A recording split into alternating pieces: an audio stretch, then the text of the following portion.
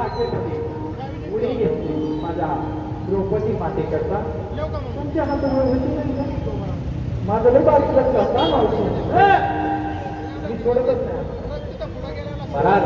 त्या द्रौपदीनं त्या भगवंताला वर हात केले आणि एका हातीमध्ये त्या भगवंताला आणखी त्यांची उडी हलवून वर हात करतात खाली घ्यायला